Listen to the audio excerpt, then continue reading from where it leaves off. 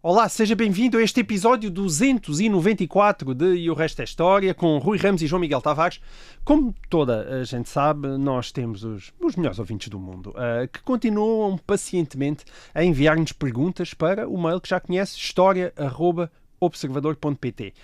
Apesar de nós apenas conseguirmos dar resposta a uma parte muito pequenina da avalanche de perguntas que nos chegam, eu peço encarecidamente aos nossos ouvintes que não desistam, porque às vezes os astros alinham-se e foi esse o caso do ouvinte Augusto de Sousa, que nos enviou um desafio a que não fomos capazes de resistir.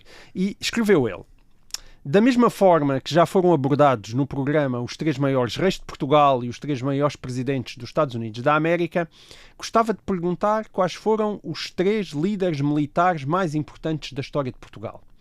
Ora, aqui está uma boa pergunta. Quem é que não se pela por um bom ranking? Eu pelo-me certamente, e acho que tu também. Rui, olhando para a nossa vasta história, não faltam realmente batalhas importantes em Portugal, nem confrontos vistosos um pouco por todo o globo terrestre. Então, quais dirias tu que seriam os teus chefes militares de eleição?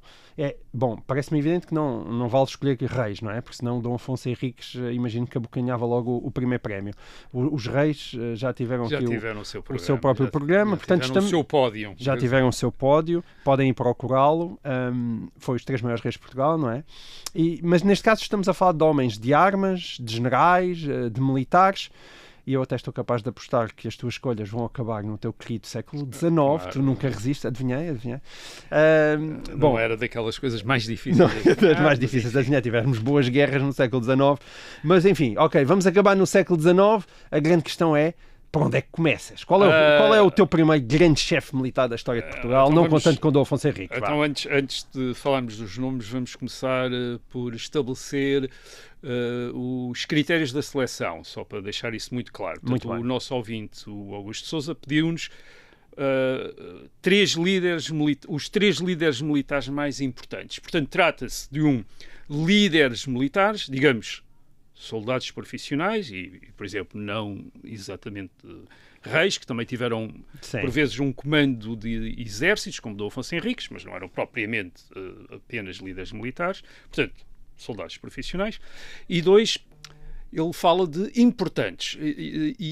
Isto é, e eu entendo isto desta maneira, isto é, líderes militares que não tiveram apenas uns quantos sucessos numa batalha que ganharam, numa campanha que correu bem, mas cuja ação militar foi decisiva em processos históricos que definiram a história portuguesa. Portanto, tiveram importância histórica, quer dizer, e não apenas ótimo desempenho no campo de batalha num determinado momento.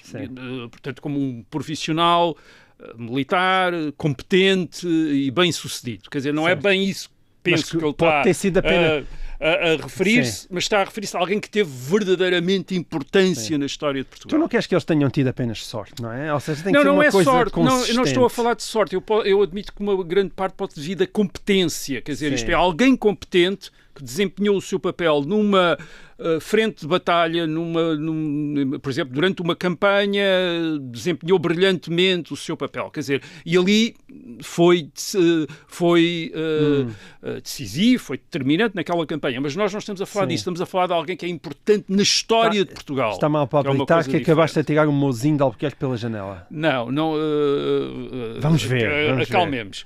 Portanto, como eu estou a ligar um chefe militar importante a um processo histórico importante, temos de começar pelos processos históricos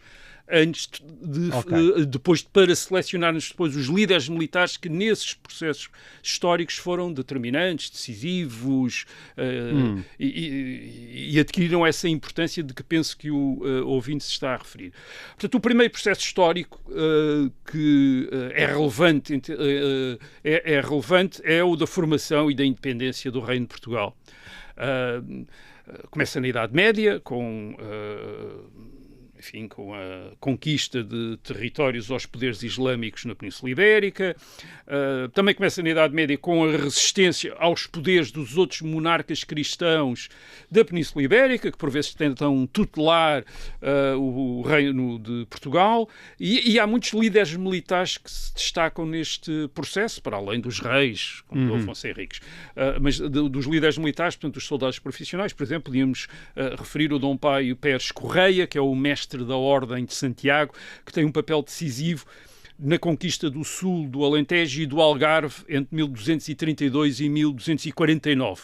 Portanto, ele é uma figura que, aliás, é referido nos Lusíadas também, por Camões. Portanto, é uma figura que ficou associada a esta à expansão do Reino de Portugal até às fronteiras que ainda tem hoje, isto é, incluindo o Algarve. Mas além desse processo da chamada Reconquista, temos o processo de defesa do Reino de Portugal contra as ambições de outros monarcas ibéricos, mais exatamente os reis de Castela.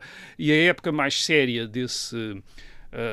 nesse processo é o do fim do século XIV, em 1383, quando o rei de Castela, falámos já aqui disso num programa anterior, quando o rei de Castela reivindicou a coroa de Portugal. Ele era genro do falecido rei de Portugal, Dom Fernando, e muitos fidalgos o apoiaram, mas também muitos fidalgos apoiaram um candidato nacional, o mestre de Avis, Dom João, que depois, em 1385, seria aclamado rei. E nesse processo, que foi decisivo, absolutamente decisivo, talvez dos mais decisivos de todos, para a independência portuguesa, destacou-se um líder militar que ficaria na história, talvez como o maior de todos os líderes militares portugueses, e eu aqui não vou divergir dessa opinião, porque parece que é absolutamente fundamentada, que é Nuno Álvares Pereira. Portanto, Nuno Álvares Pereira é o primeiro e o maior de todos os líderes militares portugueses.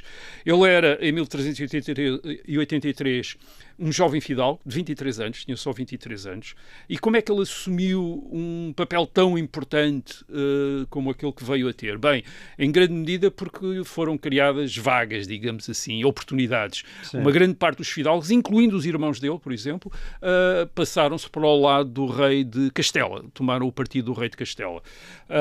E, portanto, ele teve esta oportunidade de tomar o partido do mestre de Avis, de Dom João, mestre de Avis, e de Dom João não ter tanta fidalguia como teve do seu lado o rei de Castela, e, portanto, havia mais lugares de destaque para serem livres junto do Dom João, mestre de Avis, do que teria havido do lado do rei de Castela. E, portanto, Nuno Álvares Pereira imediatamente se tornou uma figura importante. Além disso, Nuno Álvares Pereira não era propriamente um Zé Ninguém, digamos assim.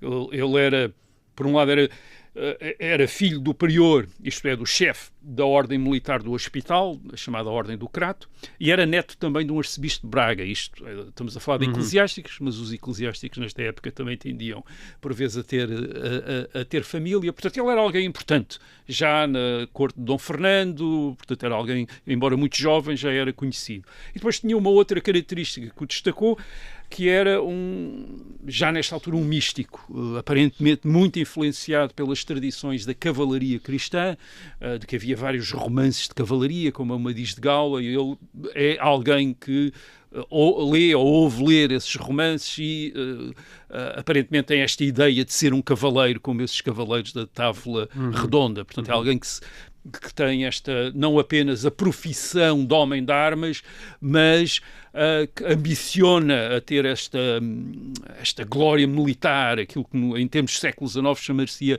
glória militar. Aqui é uma coisa talvez diferente. E depois, claro, tem sucesso. Tem um enorme sucesso no campo de batalha. E não só uma vez. Não só uma vez, vencendo vários confrontos com os castelhanos, como na Batalha dos Atoleiros, em 1484, e depois, claro, em Aljubarrota, em 1384, e depois em Aljubarrota, em 1385. E desde muito cedo, quer dizer, desde logo desde esse momento, se criou à volta dele uma lenda, como uma espécie de grande jogador de futebol, um grande campeão, alguém a quem as coisas correm bem. Cristiano Ronaldo da frente das batalhas. É um bocadinho isso, quer dizer, alguém que marca sempre golos, alguém que ajuda a vencer os jogos. Não sabe bem como, não é? Aliás, ele combate sempre em posição de inferioridade numérica e vence. Fernão Lopes, o cronista que lhe conta a história, dá a ideia do que é que ele era, quer dizer, ele é muito rápido a decidir. Portanto, é alguém que toma decisão rápida. Ele diz que ele discute e convence, quer dizer, portanto, tem uma certa ascendência sobre aqueles que o rodeiam.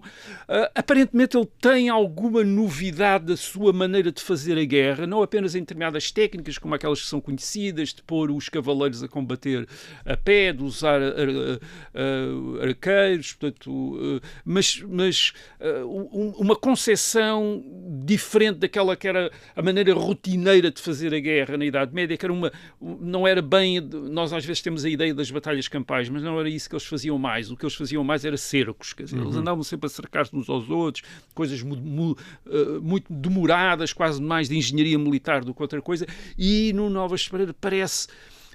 não ser adepto disso, parece ser adepto mais da batalha decisiva, tentar encontrar um confronto que tenha um papel determinante no resultado de uma campanha. Portanto, preparar essa batalha decisiva e arranjar um bom lugar, dispor os seus homens de maneira a toda a gente funcionar, e nisso, segundo Fernão Lopes, ele é muito exigente, muito impaciente, quer dizer, exige obediência imediata e às vezes até é violento para com aqueles que não, enfim, não correspondem àquilo que ele tinha previsto, mas é ao mesmo tempo alguém que aparentemente entusiasma, mobiliza aqueles que o acompanham nas operações militares. Isto é, alguém que galvaniza. Tê-lo como comandante anima as tropas, dá-lhe confiança.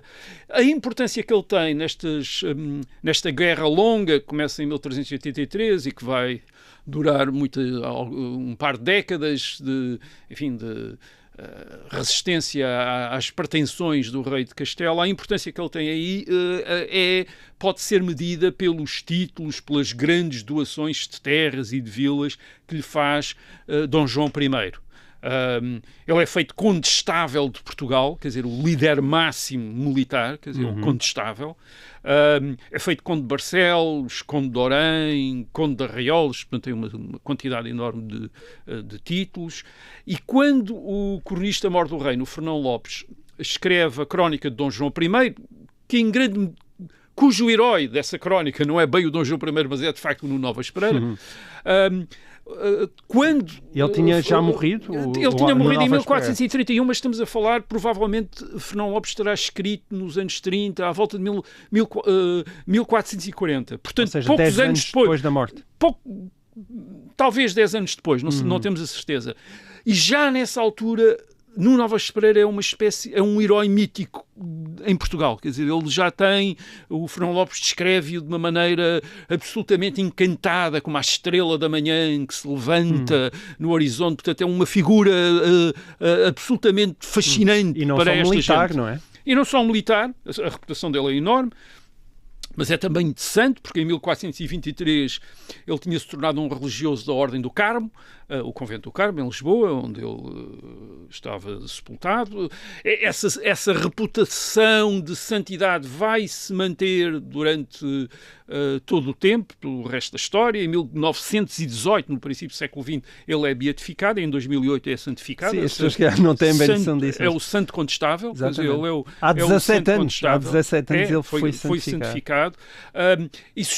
O Fernando Pessoa, na mensagem de 1934, chama-lhe São Portugal em ser, o São Portugal, e até mesmo, isto é típico do princípio do século XX, mas é interessante, os versos do Fernando Pessoa, quando ele diz: erga a luz da tua espada para a estrada se ver. Quer dizer, portanto, ele é ainda alguém que, de alguma maneira, de quem se espera que indique o caminho para Portugal, para os portugueses. Portanto, é esta figura que ainda no princípio do século XX tem este carisma, esta mística à volta dele, como um grande líder militar e ao mesmo tempo como um místico, como um santo, e portanto alguém que é São Portugal. Portanto, é uma espécie de Portugal santificado, Portugal glorioso, Portugal vencedor. Portanto, parece-me que é indisputável o primeiro lugar do pódio, quer dizer, parece que está adjudicado no Nova Esperança, e já está adjudicado desde praticamente 1440, portanto há muitos anos que é um lugar que está adjudicado, muito provavelmente vai ser muito difícil alguma vez alguém tirar-lhe este lugar e, enfim, e, portanto vamos ter de falar do segundo... Militar e santo há de ser difícil, não é? Segundo. É claro que estávamos a falar da independência estávamos a falar da independência do reino e da defesa da independência do reino. É óbvio que há outros momentos muito importantes dessa defesa da independência do reino, como a Guerra da Restauração entre 1640 e 1668, ou as invasões francesas entre 1807 e 1813, e nessas situações também se revelaram grandes líderes militares, como foi o Matias de Albuquerque, que ganhou a Batalha do Montijo em 1644, fundamental para o Reino de Portugal se manter independente, ou no Brasil, falámos aqui da luta contra os holandeses, da restauração no Brasil, o André Vidal de Negreiros, o Henrique Dias, o índio Filipe Camarão, que ganharam a Batalha dos Guararapes em 1648, também grandes líderes militares, ou ainda voltando a Portugal na Batalha nas Guerras da Restauração, o Dom Sancho Manuel de Vilhena, conde de Vila Flor, que ganhou as batalhas decisivas das linhas de Elvas em 1659 e do Ameixial em 1663. Sem isso, Portugal também não teria mantido como independente até hoje. E depois, enfim, no caso das invasões francesas, provavelmente os grandes comandos militares foram estrangeiros, o Duque de Wellington e o Marshal Beresford. Mas também foram grandes líderes militares da história portuguesa. Bom, e não só em Portugal. Mas enfim, portanto, há também esses.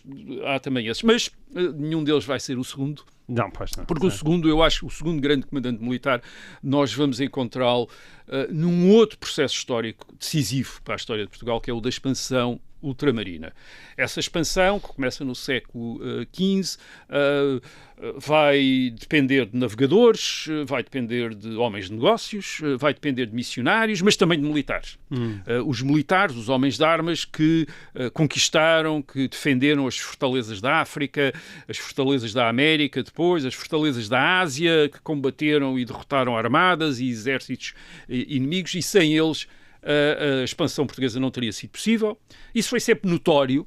Enfim, os Lusíadas estão com os nomes destes heróis militares, o Dom Duarte Menezes em África, o Dom Francisco de Almeida na Ásia, ficaram nas crónicas, ficaram nos Lusíadas, e entre esses há um que parece-me sobressair neste processo da expansão ultramarina, tal como a Nuno Alves Pereira sobressai na defesa da independência do reino, e que trata-se do segundo governador da Índia, entre 1508 e 1515, o Afonso de Albuquerque. O Afonso de Albuquerque, no princípio, nesta altura, quando é governador da Índia, tem 44, 46 anos, não há uma certeza sobre a sua data de nascimento, e é ele que conquista as principais bases do que viria a ser o domínio marítimo português no Oriente ao longo do século XVI. Ele conquista Ormuz em 1507, Goa em 1510, Malaca em 1511, faz grandes empresas, como a primeira expedição europeia, militar europeia a entrar no Mar Vermelho, isto tudo no âmbito do grande plano de cruzada do rei Dom Manuel, que já falámos aqui a propósito da viagem de Vasco da Gama. Dom Manuel quer chegar a Jerusalém, Afonso de Albuquerque é alguém que acredita neste plano, trabalha para este plano, e estas suas conquistas não é apenas para criar um império comercial, é para realizar esse plano de uma grande cruzada. Ele é um grande militar, é também um grande diplomata, tenta arranjar aliados no Índico, por exemplo, incluindo o Chá da Pérsia. O Chá da Pérsia é xiita e, portanto, está interessado numa aliança com os portugueses contra os otomanos sunitas, e Afonso de Albuquerque sabe também lidar com ele também. Portanto, é um grande líder militar e político. Rui, nós, quando, não sei, estamos na escola, olhamos muitas vezes para o Afonso de Albuquerque como governador, e, portanto, dá uma ideia que ele é sobretudo um político, mas tu aqui estás a colocá-lo como um chefe militar. Tu entendo, em primeiro lugar, como um líder militar, apesar de ter desempenhado um papel e depois político na Índia. Ele é fundamentalmente um líder militar, é um capitão. Aliás, é assim que Camões lhe chama nos Lusíadas o grande capitão. Isto é um comandante de homens. É assim que ele começa na Índia, com um capitão de navios para combate no mar, e depois também combates em terra, embora na costa, obviamente, não há uma grande entradas no interior, mas ele é essencialmente um líder militar. Político-militar, quer dizer, um líder político-militar, depois tem as funções de governador também e tem um plano político, quer dizer, portanto é um grande comandante militar a esse nível. Muito bem. E qual é a importância dele? Porquê a importância dele? Quer dizer, isto é, a cultura portuguesa do século XVI é uma cultura totalmente que tem como referência principal a antiguidade clássica, grega e romana. E Afonso de Albuquerque tem uma importância na medida em que satisfaz uma necessidade da cultura portuguesa, que é ter protagonistas da história que possam ser comparados com os grandes conquistadores gregos e romanos, como Alexandre da Macedónia ou Júlio César de Roma, grandes conquistadores. E se há um grande conquistador é Afonso de Albuquerque. Enfim, Ormuz, Goa, Malaca, são as grandes conquistas portuguesas no século XVI. É Afonso de Albuquerque que comanda as operações de conquista. Portanto, ele é um dos grandes guerreiros da história de Portugal. É sempre representado à frente das suas tropas, com as suas longas barbas, de espada na mão, a defender fortalezas ou conquistar fortalezas. É assim que ele é. A iconografia dele é sempre associado, isto é, rodeado de armas, está sempre rodeado de armas. E é um dos guerreiros com uma das estátuas mais imponentes em Lisboa, inaugurada em 1902, diante do Palácio de Belém. É uma estátua em que Afonso de Albuquerque está no meio de armas, e isso tem a ver com uma história que era contada a respeito dele, quando ele conquista Ormuz. Ormuz pagava tributo ao Shah da Pérsia, e o Shah da Pérsia pensa, bem, os portugueses agora são donos de Ormuz, mas têm que pagar tributo também. E, portanto, manda os enviados para os portugueses pagarem tributo. E Afonso de Albuquerque recebe-os rodeado de armas e diz às armas, e aponta para as armas e diz: é com isto que o rei de Portugal paga os seus tributos, quer dizer, é com armas, quer dizer, e portanto, enfim, há toda uma série de ditos, de histórias associadas a Afonso de Albuquerque, e depois também ele é representativo de uma outra coisa na tradição portuguesa de lamentos e de ressentimentos que também existe, que é aquele que depois de ter feito tudo isto pelo rei e por Portugal é maltratado, isto é vítima de ingratidão. É-lhe atribuída aquela famosa frase: mal com el rei por amor dos homens, mal com os homens por amor de el rei. Portanto, também tem essa dimensão significativa daquilo que depois, mais tarde, o padre António Vieira vem a exprimir numa frase lapidar, que é: nós fazemos o que devemos, a pátria faz o que costuma. Quer dizer, isto é, nós cumprimos o nosso dever e depois Portugal não nos recompensa por isso, portanto, faz o que costuma. Bem, a expansão ultramarina obviamente revelou ainda muitos outros chefes militares, até no século XIX. Mouzinho de Albuquerque, em Moçambique, em 1895, tem um impacto enorme no fim do século XIX. Ele também se torna uma espécie de grande herói, é o grande herói militar do fim do século XIX. Ou Henrique da Paiva Coceiro, em Angola, sobretudo como governador, mas também como líder militar, enfim, porque o governo era sobretudo um governo militar. A ocupação destes territórios no fim do século XIX, princípio do século XX, é uma ocupação essencialmente militar. Portanto, o Henrique Paiva Coceiro em Angola, entre 1907 e 1909, também tem esta dimensão. Mas não são estes que tu vais escolher. Eu vou escolher o terceiro grande líder militar num outro processo histórico, que creio que também é muito importante, que é o da transformação e modernização do Estado português no século XIX. Bem, isto parece um processo político, administrativo, mas a verdade, porque é que é um processo militar, não é? Quer dizer, porque é que permite a revelação de um grande líder militar? Bem, porque este processo de modernização e transformação do Estado português e também, em grande medida, da sociedade portuguesa, no princípio do século XIX, vai dividir os portugueses. Aliás, como tinha acontecido em França, com a Revolução Francesa no fim do século XVIII, como vai acontecer em Espanha, nas décadas de 1820, 1830, 1840, isto é, as grandes transformações políticas, naquilo que nós chamamos uma modernização das estruturas, das instituições, isto é, o estabelecimento de um sistema representativo, de um Estado administrativo moderno. Tudo isso corresponde a debates, a divisões políticas e a confrontos violentos, a uma polarização que vem acabar em guerras civis que marcam a história portuguesa nos anos de 1820, 1830 e 1840, e é nessas guerras civis que se destaca uma figura que é uma figura que vai marcar a história de Portugal no século XIX, que é a figura de João Carlos de Saldanha, depois Duque de Saldanha, também com uma grande estátua em Lisboa, na Praça do Duque de Saldanha. Ele, na altura... Portanto, não nasceu Duque. Ele não nasceu Duque. Ele, na época, não é conhecido como Saldanha, inicialmente é conhecido por João Carlos. É assim que toda a gente lhe chama, João Carlos, na correspondência, ou João Carlos para ali, João Carlos para lá. Nós é que lhe chamamos... enfim, e depois mais tarde começaram-lhe a chamar Saldanha.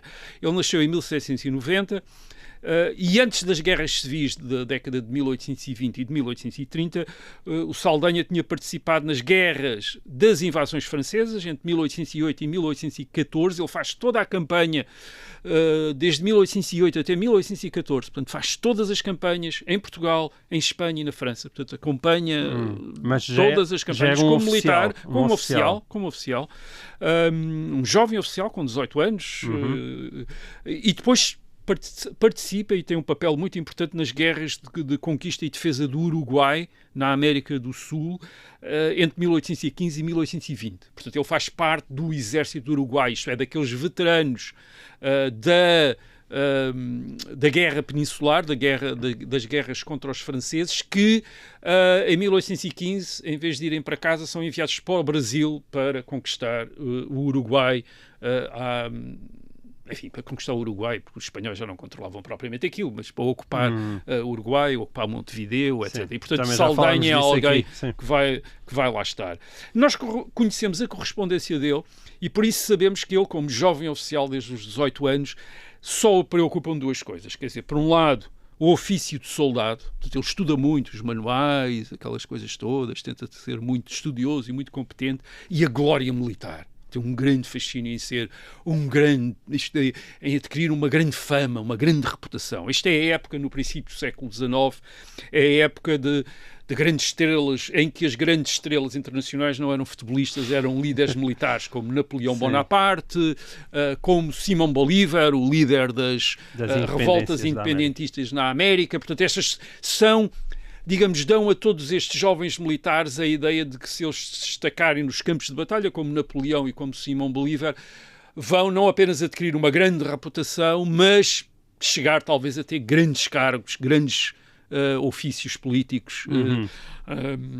E ele tinha essa ambição. Ele tem nitidamente essa ambição. E tem uma ambição que corresponde também às suas origens. Ele também não é alguém que não venha do nada. Ele vem da grande aristocracia da corte, o Saldanha. Ele é filho do Conde de Rio Maior e é neto do Marquês de Pombal.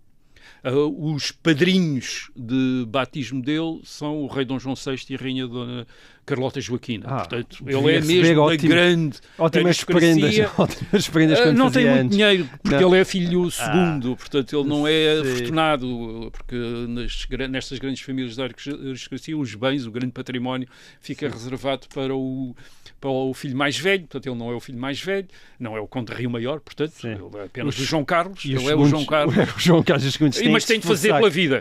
Tem de fazer pela vida. Agora, claro, o facto de ser da grande aristocracia de corte, dá-lhe logo vantagens. Por exemplo, permite-lhe ser imediatamente promovido a oficial, porque isso era uma prerrogativa que tinham os filhos dos conselheiros de Estado, como era o Conde de Rio Maior. E, por outro lado, nós vemos, ele em 1808, 1809, é um jovem oficial que janta com o Beresford, quer dizer, que é o comandante do exército português, claro, porque o Beresford vê aquele jovem capitão ali, mas sabe que ele é o filho do Conde de Rio Maior e o neto do Marquês de Pombal, ainda por cima, e portanto convida-o para a mesa, e ele obviamente é alguém que tem a educação da corte, o Saldanha, e portanto fala bem, é muito educado, e sabe comportar-se. Mas não ficou, não ficou à sombra do seu estatuto. Não, ele estuda imenso, como disse, e sobretudo corre imensos riscos na frente de batalha. Só por uma sorte é que ele não é morto durante as campanhas das invasões francesas ou da do Uruguai. Ele combate mesmo à frente dos soldados e às vezes ele escreve à mãe a dizer comandei uma carga, aqueles que estavam ao meu lado, morreu quase a maior parte. Quer dizer, só por sorte é que ele não morreu. Quer dizer, é uma coisa... Ele, por exemplo, no Uruguai comanda cargas de cavalaria. Quer dizer, ele diz mesmo nas cartas, saí dali coberto completamente de sangue, estava cheio de sangue, quer dizer, quer dizer, só pela sorte tremenda é que não morreu, mas claro, isto dá-lhe uma reputação enorme, quer dizer, isto sabe-se, quer dizer, até porque há relatórios, estas coisas sabem-se, e isso permite-lhe chegar a general aos 27 anos. Aos 27 anos ele já está no topo da carreira militar, portanto, com as suas origens, com o estudioso, ele é mesmo, porque Beresford, por exemplo, não teria tido paciência para ele se ele fosse apenas um fidalgo inútil, ou... Não, portanto, Beresford manda embora do exército fidalgos muito importantes que ele considera incompetentes e afasta-os, o que causa imenso escândalo nos meios portugueses, da corte portuguesa, como é que é possível, porque ele diz, eu não me interessa as origens, quer dizer, se ele não sabe, não está cá a fazer nada, e portanto Saldanha merece o lugar. Portanto, ele em 1820, 22, ele é governador de uma província do Brasil, portanto já não é apenas um líder militar, mas também político, está à frente de uma... E em 1822 recusa-se a acompanhar o príncipe real Dom Pedro, quando o príncipe real Dom Pedro se põe à frente do movimento de independência brasileiro. Saldanha recusa-se. Isto podia ter aceito e podia ter sido hoje... Podia ter ficado um grande general brasileiro, como outros, que ficaram lá, mas ele não. Ele diz que não, quer dizer que a sua fidelidade é a Portugal, e uma vez que o príncipe real se afastou de Portugal, portanto ele quer voltar a Portugal. E regressa a Portugal, e em Portugal já é, a partir de 1823, já é suficientemente célebre para receber grandes cargos militares, grandes governos militares. E em 1826, agora já com 37 anos, torna-se o Ministro da Guerra, portanto o Ministro da Defesa. E como Ministro da Defesa ele faz algo que é uma espécie de reconstrução do Exército, reconstrução da política do Exército. Ele afasta todos... Portanto, em 1826 estamos no regime da Carta Constitucional, dada ao país por Dom Pedro, o Imperador do Brasil. Saldanha é um adepto da Carta Constitucional, e aquilo que ele faz como Ministro da Guerra é afastar aqueles oficiais que não parecem de confiança para a causa da Carta Constitucional. Portanto, ele faz uma espécie de exército liberal, digamos assim, um exército constitucional. E basicamente ele torna-se, em 1826, o grande apoio do regime constitucional. Portanto, ele é a figura mais parecida que na história portuguesa temos de um caudilho militar, um caudilho como na América Latina. Isto é, de um chefe militar que verdadeiramente é o pilar onde assenta um regime político. Quer dizer, é Saldanha, que em 1826 é ele que comanda o exército, e é o exército que sustenta o regime político, o regime constitucional em Portugal. Mas isso significa que também tinha algum talento político? Bem, isso é disputável. Tem ideias políticas, tem ambições políticas, que é uma coisa diferente. Portanto, ele é famoso pelas suas ideias liberais. Sim. Essas ideias também vinham um bocadinho da família.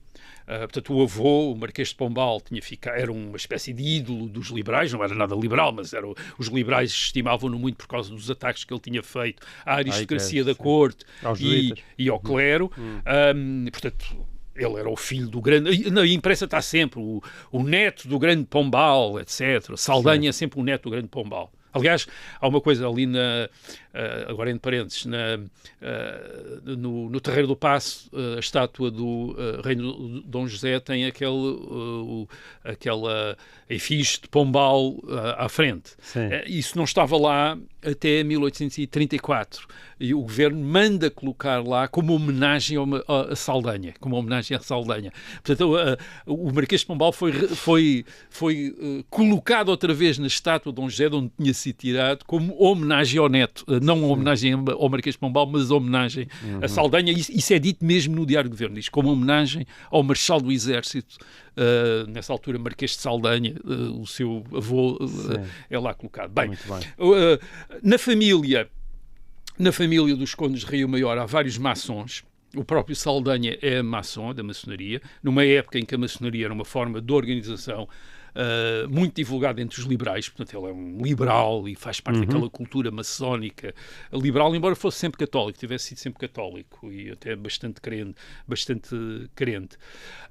Mas voltando à história, portanto, em 1826 ele é ministro da Guerra, depois as coisas não correm bem, ele acaba por ir para o exílio em 1827, ainda antes da chegada de Dom Miguel em 1828, e no exílio a partir de 1827, 1828, e depois durante a Guerra Civil de 1832-34, Saldanha é a grande figura militar do liberalismo, mesmo quando os outros líderes liberais o detestam completamente, o odeiam quase de morte, tentam afastá-lo, mas nunca conseguem, porque ele tem de facto um carisma muito grande. É ele e uma grande eficiência militar, quer dizer, é ele que rompe o cerco que os miguelistas tinham feito aos liberais no Porto. Os liberais estão cercados no Porto entre 1832 e 1833. Em julho de 1833 é Saldanha que rompe o cerco do Porto e comandando pessoalmente uma carga de cavalaria. Mais uma vez ele está à frente de uma carga de cavalaria, isto é o primeiro numa carga de cavalaria, portanto uma coisa absolutamente demencial, quer dizer, louca, quer dizer, como é que um comandante militar se arrisca dessa maneira a morrer ali, a morrer no campo de batalha. E depois, isto em julho de 1833, em outubro de 1833 ele vem para Lisboa, onde os liberais estão outra vez cercados. E é ele que rompe o cerco de Lisboa em outubro de 1833. Os relatos da época são muito decisivos. Dizem, entre os comandantes militares, Saldanha é o único que, quando passa, todas as tropas se levantam e dizem viva Saldanha, viva o general, etc. Quer dizer, é o único general que suscita este entusiasmo entre as tropas. Quer dizer, os contemporâneos dizem que ele tem um grande partido militar. Isto é, o exército segue, os soldados são saldanhistas, quer dizer, gostam de Saldanha, é o nosso general, quer dizer, é eles que ele querem, é ele quem querem seguir.